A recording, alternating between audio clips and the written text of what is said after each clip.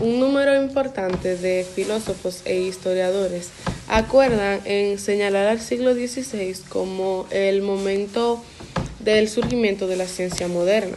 Esto es a partir de la consolidación del modelo experimental de Galileo Galilei por sobre el modelo tradicional de conocimiento postulado por Aristóteles.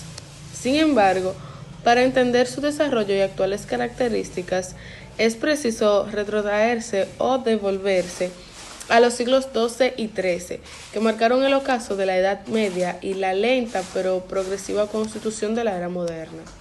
Aristóteles, filósofo de la Grecia antigua, cuya obra resultó de vital influencia en el desarrollo filosófico y científico de la cultura occidental. Su pensamiento abarcó varias disciplinas desde la lógica, la matemática, hasta la filosofía política, pasando por la física, la química y la biología, entre otras. Según su visión, la labor científica debía concentrarse en la identificación de la esencia de los objetos y de los seres, que se distingue de aquello que es cambiante. El modelo de conocimiento aristotélico toma como punto de partida verdades o principios denominados axiomas, que se consideran válidos por sí mismos sin necesidad de demostración o experimento alguno que los confirme. Galileo Galilei, quien fue un astrónomo, físico y matemático italiano, cuyos descubrimientos y experimentos allanaron la constitución de la ciencia moderna. Su principal aporte consiste en el desarrollo de un método de investigación opuesto al planteado por Aristóteles y por la Iglesia Católica. En su propuesta, el punto de partida de la ciencia no son los axiomas aristotélicos ni las verdades reveladas de las Sagradas Escrituras, sino los hechos a partir de la observación de los fenómenos naturales y la realización de experiencias artificiales. Esta comprensión de la realidad como secular, o que se puede explicar, dominar y utilizar sin apelar a argumentos religiosos, tiene su base en la crítica al pensamiento clásico de Platón y Aristóteles. Estos filósofos representaron los máximos exponentes de la filosofía clásica griega, y sus obras fueron retomadas y resignificadas por la Iglesia Católica de manera tal que durante la Edad Media el conocimiento se basaba en la Biblia y en las nociones de Aristóteles. Estos pensadores sostenían la imagen tradicional que argumentaba más allá de lo que aparece ante nuestros ojos, o sea, la realidad sensible. Existía en esta una superior última que le daba sentido y que era verdaderamente importante conocer.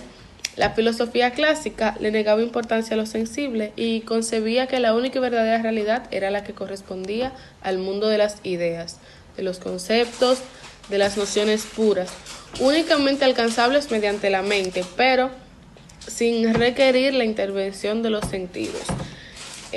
Según la visión de Aristóteles, la tarea de la ciencia era identificar la naturaleza de cada especie del conocimiento, separando aquello que era esencial, fijo e inmutable, que correspondía al concepto de aquello que era accidental y sensible. En otras palabras, para esta doctrina primero estaba el concepto, la idea de algo, y luego la experiencia, la expresión visible de la naturaleza de ese concepto. El pensamiento de Aristóteles también se conoce como pensamiento axiomático, porque parte de axiomas o principios considerados válidos por sí mismos, sin necesidad de demostración alguna, aunque después la realidad confirme sus nociones, mientras que para el modelo aristotélico el objetivo de la ciencia residía en la tarea de identificar la esencia de las cosas.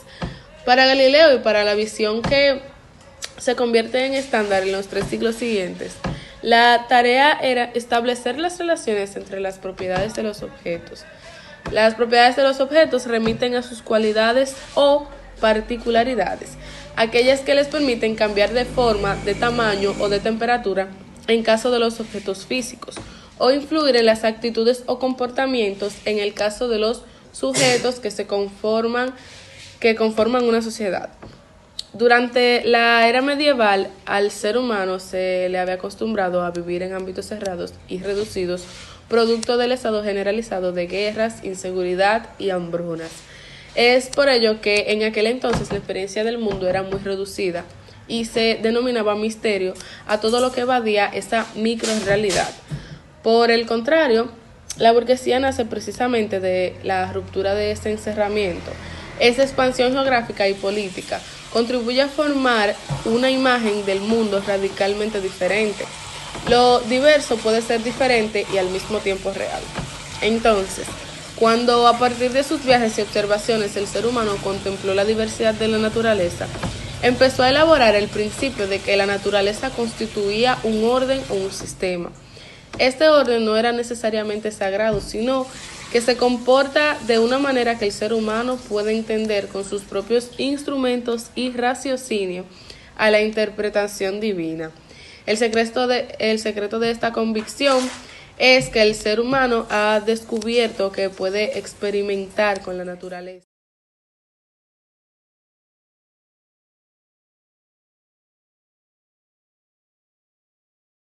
Concepto y características de ciencia. Se denomina ciencia a las dimensiones del conocimiento de este mundo que se especifican o se relacionan con lo racional, lo sistemático y que brindan pruebas de lo que se dice.